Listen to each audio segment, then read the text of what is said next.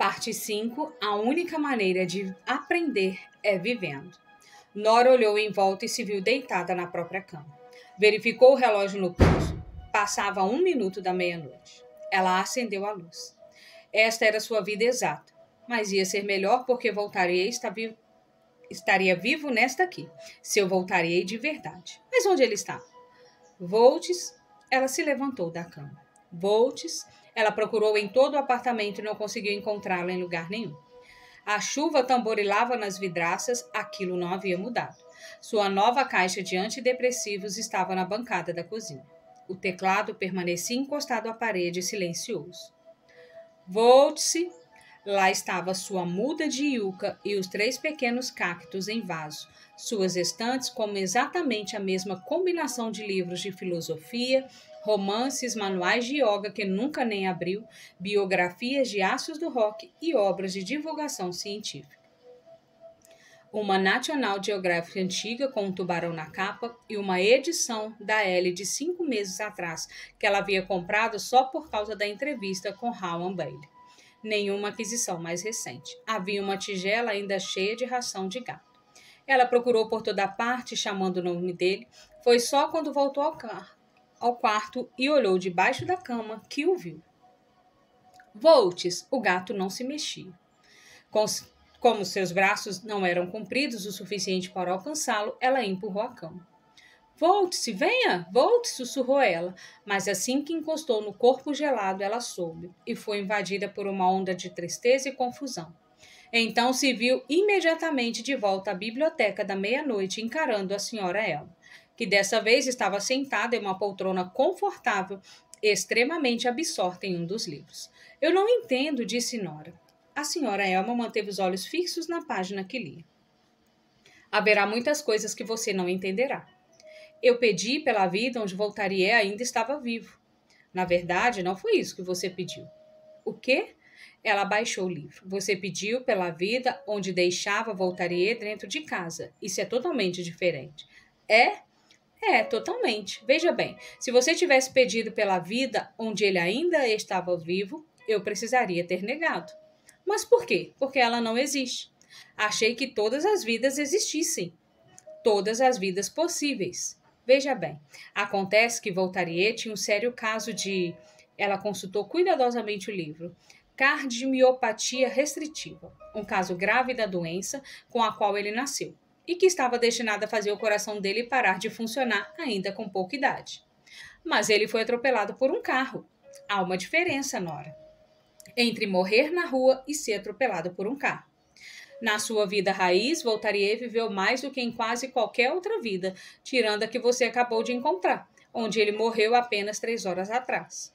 Embora os primeiros anos dele tenham sido muito difíceis, o ano que passou com você foi o melhor da vida dele. Voltaire teve vidas bem piores, acredite. Você nem sabia o nome dele 1 segundo atrás. Agora sabe até que ele tinha cardio sei lá o quê? Eu sabia o nome dele. E não foi há 1 segundo. Foi nesse segundo. Verifique seu relógio. Por que você mentiu? Eu não estava mentindo. Perguntei a você qual era o nome do seu gato.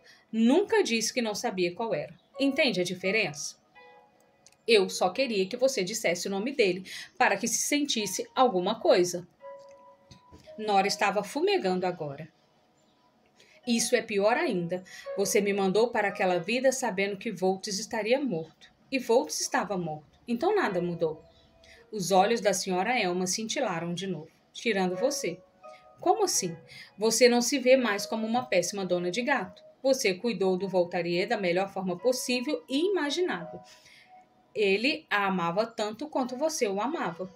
E talvez ele não quisesse que você o visse morrer. Veja bem, gatos sabem. Eles percebem quando o tempo dele chega ao fim. Ele saiu de casa porque ia morrer e sabia disso. Nora tentou assimilar aquilo. Pensando bem, não tinha havido nenhum sinal de ferimento externo no corpo do seu gato. Ela só havia chegado à mesma conclusão precipitada que ache. A de que um gato morto na rua provavelmente estava morto por causa da rua. E se o cirurgião podia pensar aquilo, uma leiga pensaria também. 2 mais 2 é igual a um acidente de carro. Pobre Voltes, murmurou Nora com pesar.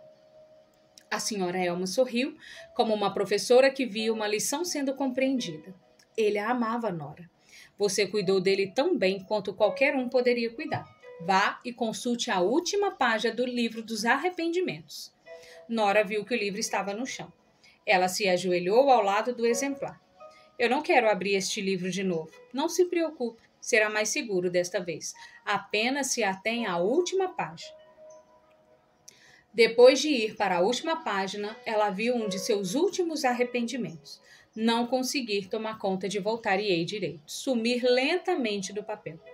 As letras desaparecem como pessoas desconhecidas se retirando no meio de um nevoeiro. Nora fechou o livro antes que pudesse sentir alguma coisa ruim acontecer. Viu? Às vezes os arrependimentos não são baseados em fatos. Às vezes os arrependimentos são apenas... Ela procurou a expressão apropriada e encontrou. O maior papo furado.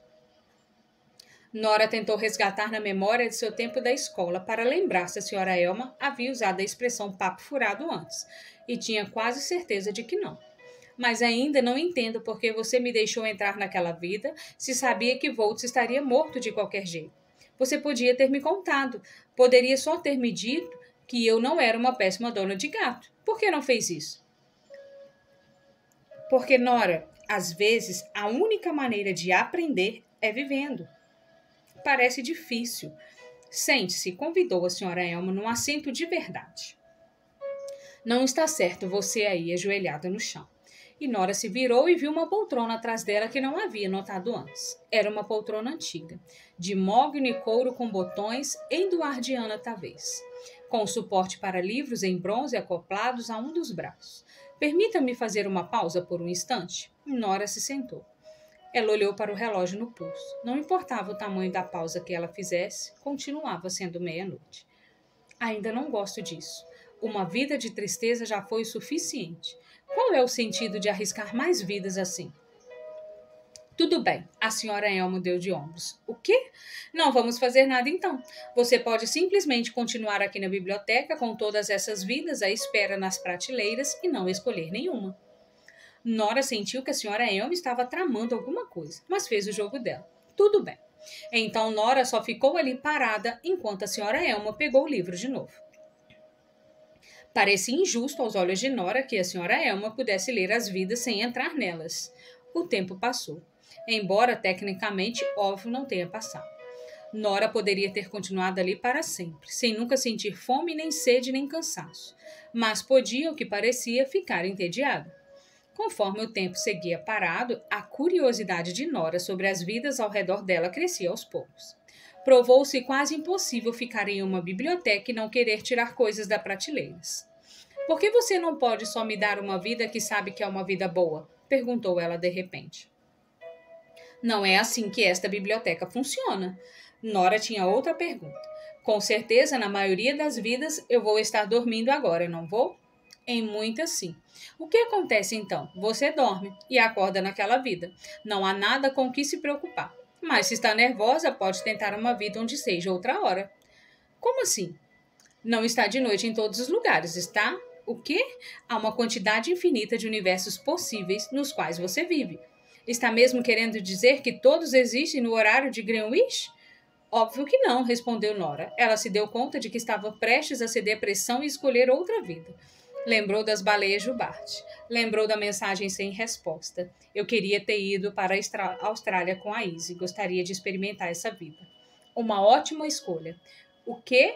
É uma vida muito boa, então? Ah, não foi isso que eu disse. Apenas sinto que você pode estar pegando o jeito na hora de fazer suas escolhas. Então é uma vida ruim? Também não foi isso que eu disse. As prateleiras entraram em movimento de novo e pararam alguns segundos depois. Ah, sim, aí está, disse a senhora Elma, pegando o livro da segunda prateleira de baixo para cima. Ela o reconheceu de imediato, o que foi estranho, já que parecia ser quase idêntico aos demais. Ela o entregou a Nora de modo afetuoso, como se fosse um presente de aniversário.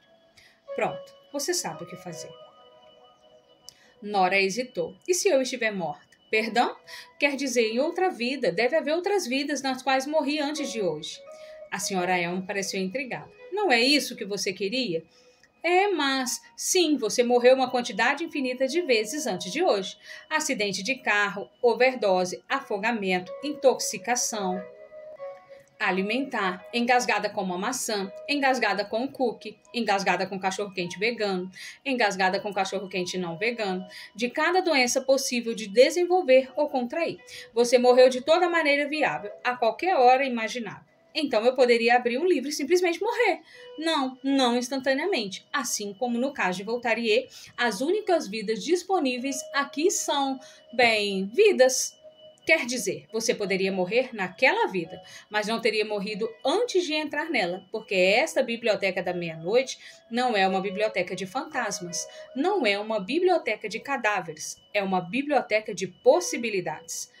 E a morte é o oposto da possibilidade. Entende? Acho que sim. E Nora olhou para o livro que tinha recebido. Verde Pinheiro, de textura macia, de novo gravado com aquele título genérico e frustrantemente sem sentido. Minha vida. Ela o abriu e viu uma página em branco. Então passou para a página seguinte e se perguntou o que aconteceria daquela vez. A piscina estava um pouco mais cheia de gente que o normal. E então ela estava lá. Fogo. Ela arquejou. As sensações foram repentinas. O barulho e a água. O engasgo por estar com a boca aberta. O cheiro forte de água salgada. Ela tentou pisar no fundo da piscina, mas não dava pé. Então, rapidamente começou a nadar peito. Uma piscina, mas de água salgada. Ao ar livre, junto ao oceano. Aparentemente talhada na rocha que se projetava da costa. Dava para ver o mar logo além da piscina. Fazia sol. A água estava gelada, mas considerando o calor do ar, o frio era bem-vindo. Houve uma época em que Nora tinha sido a melhor nadadora de 14 anos de Bedfordshire. Ela havia vencido 2 provas em sua categoria no Campeonato Nacional de Natação Juvenil. 400 metros nado livre, 200 metros nado livre, seu pai a havia levado de carro à piscina da cidade todos os dias. Às vezes antes da escola, além de depois. Mas então, enquanto o irmão arrasava na guitarra tocando Nirvana, ela trocou braçadas por escalas e aprendeu sozinha a tocar não apenas Chopin, mas clássicos como os Let It Be e Rainy Days and Monday Days. Também começou antes que o labirinto tivesse chegado sequer a surgir como ideia na cabeça do irmão a compor as próprias músicas. Mas não tinha parado de nadar completamente, apenas abandonado a pressão que havia em torno do esporte. Ela alcançou a borda lateral da piscina, parou e olhou em volta. Dava para ver uma praia no nível mais abaixo, a distância curvada em semicírculo para receber a carícia do mar em suas areias. Para além da praia, em terra firme, uma faixa de grama.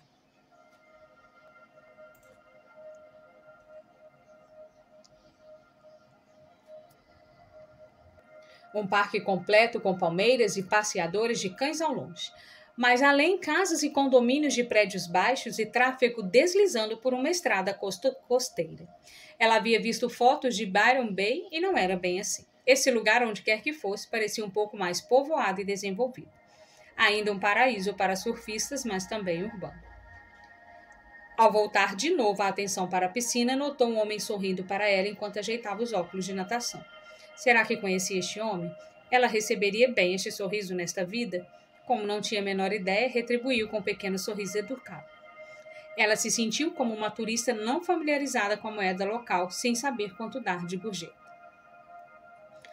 Logo depois, uma mulher idosa com touca de natação sorriu para ela ao nadar em sua direção. Bom dia, Nora, cumprimentou ela sem interromper as braçadas. Era uma saudação que sugeria que Nora era frequentadora assídua ali. Bom dia, disse Nora. Ela dirigiu o olhar para o oceano para evitar qualquer conversa esquisita. Alguns surfistas madrugadores, pequenos pontos no horizonte, remavam em suas pranchas ao encontro de grandes ondas azul safira. Este parecia um começo promissor da sua vida australiana. Ela olhou o relógio. Era um modelo simples da Casio na cor laranja fluorescente. Um relógio de aparência alegre e prenúncio torcia ela de uma vida alegre. Passava pouco das 9 da manhã aqui. Ao lado do relógio havia uma pulseira de plástico com uma chave pendurada. Então aquele era seu ritual matinal, em uma piscina ao ar livre junto a uma praia. Ela se perguntou se estaria sozinha ali. Esquadrinhou a piscina na esperança de ver algum sinal de Izzy, mas não viu nenhum. Então nadou um pouco mais. O que um dia ela havia amado na natação era conseguir desaparecer.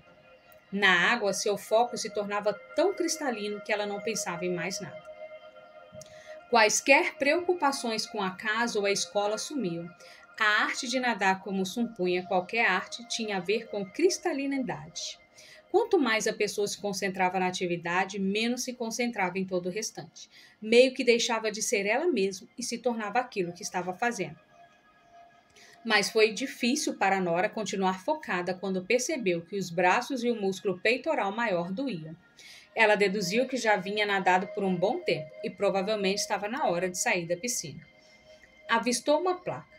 Piscina de Bronte Beach. Teve uma vaga lembrança de Dan, que havia visitado a Austrália em seu ano sabático, mencionando este lugar, e ela havia guardado o nome, Bronte Beach, porque era fácil de lembrar. Jane era uma prancha de surf, mas aquilo confirmou suas suspeitas. Bronte Beach ficava em Sydney, só que definitivamente não fazia parte de Byron Bay. Ou seja, das duas, uma. Ou Izzy nesta vida não morava em Byron Bay, ou Nora não vivia com Izzy. Ela notou os efeitos da exposição solar na pele, uniformemente queimada de sol. O problema, obviamente, era que ela não sabia onde estavam suas roupas. Mas logo se lembrou da pulseira de plástico com a chave. 57. Seu armário era o 57. Em seguida, encontrou os vestiários e abriu o armário quadrado e baixo, e viu que seu gosto para as roupas, assim como para relógios, parecia mais coloridos nessa vida. Ela possuía uma camisa de malha com estampas de abacaxi, uma verdadeira cornucópia de abacaxis, e short de brim rosa choque e tênis quadriculados sem cadarço. O que eu sou? Ela se perguntou. Uma apresentadora de programa infantil de televisão? Protetor solar? Hidratante labial, sabor hibisco, nenhum outro item de maquiagem. Ao vestir a camisa de malha, notou algumas linhas no braço, cicatrizes. Ficou se perguntando por um segundo se tinham sido auto-infligidas. Também havia uma tatuagem logo abaixo do ombro. Uma fênix e algumas chamas. Era uma tatuagem horrorosa. Nesta vida estava evidente que bom gosto não era o seu forte. Mas desde quando bom gosto e felicidade andam juntos? Ela terminou de se vestir e pegou um celular no bolso do short. Era um modelo mais antigo que o da sua vida de casada e morando num pub. Por sorte, a leitura de sua digital foi suficiente para desbloqueá-lo. Ela saiu do vestiário e seguiu pelo calçadão. O dia estava quente. Talvez a vida fosse automaticamente melhor quando o sol brilhava tão confiante assim em abril. Tudo parecia mais luminoso, mais colorido e vivo do que comparado com a Inglaterra. Ela avistou um periquito, um lores arco-íris, pousado no alto de um galho, sendo fotografado por um casal de turistas. Um ciclista com pinta de surfista passou segurando um smoothie de laranja, sorrindo e dizendo dia. Isso aqui com certeza não era Bedford. Nora percebeu que algo acontecia em seu rosto. Ela seria possível, sorrindo? E com naturalidade, tão simplesmente porque alguém esperava que ela sorrisse? Então reparou num grafite em um muro baixo com a frase: "O mundo está em chamas", e o outro com "uma terra igual uma chance", e um sorriso se desfez. Afinal, uma vida diferente não significava um planeta diferente. Ela não tinha ideia de onde morava, ou o que fazia, ou aonde devia ir depois da piscina. Mas havia algo de libertador nisso. Em uma existência sem expectativas, inclusive as suas. Enquanto andava, deu uma busca no Google em seu nome e acrescentou Sydney para ver o que surgia. Antes de verificar os resultados, ela ergueu os olhos e viu um homem vindo em sua direção sorrindo. Um homem baixo, de pele queimada de sol, com um olhar amigável e cabelo comprido e ralo, preso em um rabo de cavalo frouxo, usando uma camisa que não estava abotoada direito. "Ei, Nora!" "Ei", disse ela, tentando não soar confusa. "A que horas você começa hoje?" Como ela poderia responder aquilo? Droga, esqueci completamente." Ele riu, uma pequena risada de reconhecimento, como se esse tipo de lapso de memória fosse a cara dela. Dei uma olhada na escala de serviço. "Acho que é às 11. 11 da manhã?" O olhar amigável gargalhou. "O que você andou fumando? Me dá um pouco." "Nada", respondeu ela tensa. "Não andei fumando nada, só não tomei café da manhã." "Bom, te vejo hoje à tarde." "Sim, no lugar..." "Onde é mesmo?" Ele riu, franzindo a testa e continuou a andar. Talvez ela trabalhasse em um cruzeiro de observação de baleias que operava saindo de Sydney. Talvez a Izzy também. Nora não fazia ideia de onde ela morava ou onde elas moravam, e não estava aparecendo nada no Google. Mas seguir na direção oposta do oceano parecia ser o caminho certo a percorrer. Talvez ela morasse naquela área. Talvez tenha ido a pé até ali. Talvez uma das bicicletas com tranca que viu do lado de fora do café da piscina fosse sua. Ela vasculhou o pequeno porta-moedas, apalpou os bolsos à procura de uma chave, mas só achou uma chave de casa. Nem uma chave de carro, nem uma chave de bicicleta. Logo tinha vindo de ônibus ou a pé. A chave de casa não continha absolutamente nenhuma informação. Então ela se sentou em um banco com o sol castigando na nuca e verificou as mensagens de texto. Havia nome de pessoas que ela não reconhecia. Amy, Rodri, Bela, Lucy, P, Kemala, Luke, Lucy M. Quem são essas pessoas? E um contato pouco útil que aparecia simplesmente como trabalho. E só havia uma mensagem recente de trabalho que dizia: cadê você? Havia apenas um nome que ela reconhecia: Dan.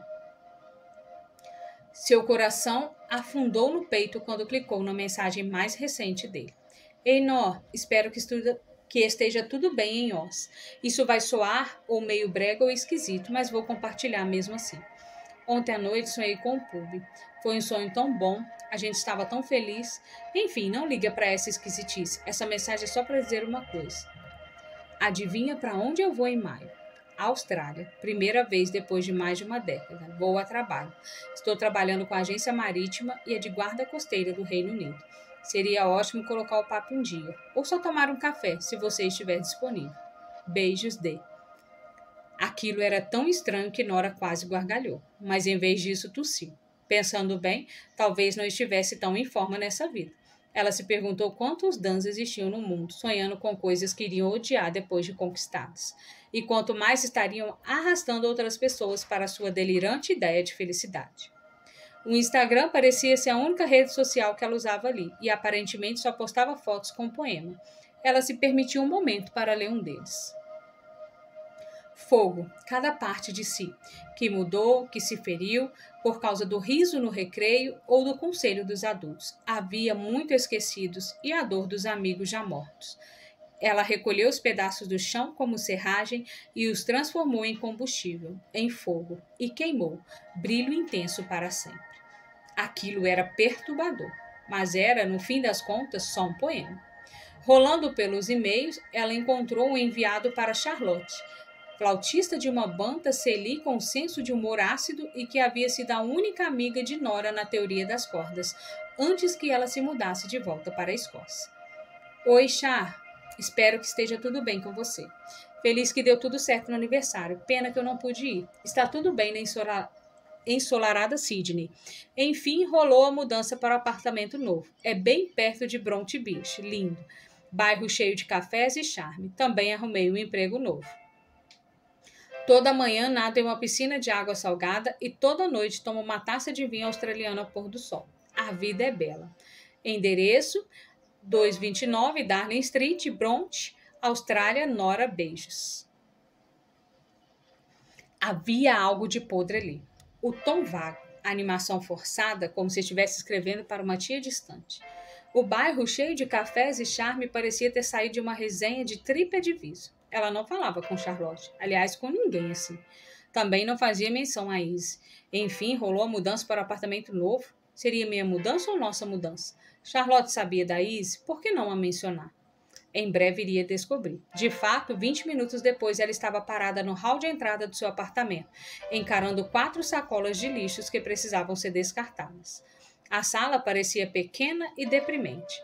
O sofá velho e esfarrapado. O lugar tinha um cheiro leve de mofo.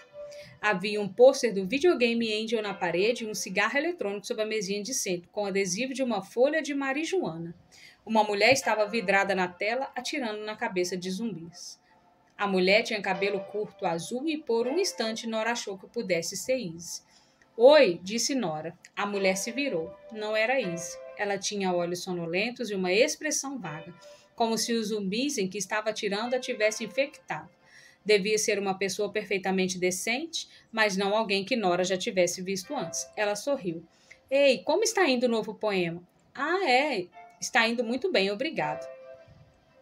Nora perambulou pelo apartamento, meio que em transe, abriu uma porta ao acaso e se deu conta de que era o banheiro.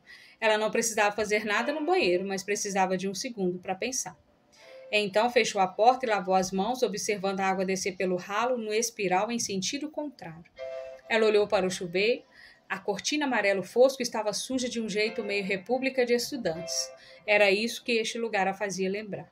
Uma república de estudantes. Tinha 35 anos e nesta vida vivia como uma universitária. Ela anotou alguns antidepressivos, fluoxetina ao lado da pia e pegou a caixa. Leu Receitas de N7 no topo do rótulo.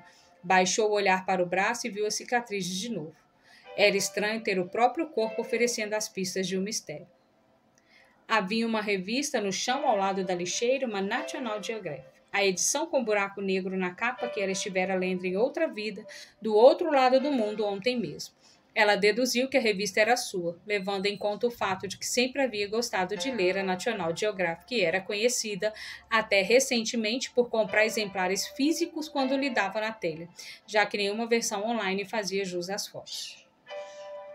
Nora se lembrou de ter 11 anos e admirar as fotos de Svalbard, o arquipélago norueguês do Ártico, no exemplar do pai.